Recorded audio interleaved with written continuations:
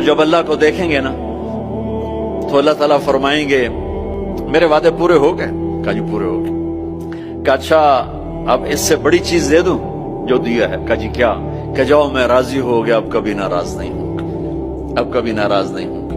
وہ اللہ کہے گا مانگو مانگو مانگو، آج میں تمہیں دینا چاہتا ہوں اپنی شان کا۔ تو کہیں گے یا اللہ ہم جوہانسبرگ میں تیری بندگی تو کرتے تھے پر ایسی نہ کی جیسی کرنی چاہیے تھی، آج تجھے دیکھ کے پتا چلا ہے تو کتنے حسن والا ہے، جمال والا ہے، کمال والا ہے۔ جیسے ہم دنیا میں تجھے سجدہ کرتے تھے نا نماز میں، آج ہمیں ایک سجدے کی اجازت، پوری نماز نہیں صرف ایک، کہ ہم تمہیں یوں دیکھ کے اللہ اکبر کرنا چاہتے اور ماتھا جنت کی زمین پہ ٹیکنا چاہتے۔ ہائے ہائے ہائے، میرا اللہ کیا کہے گا؟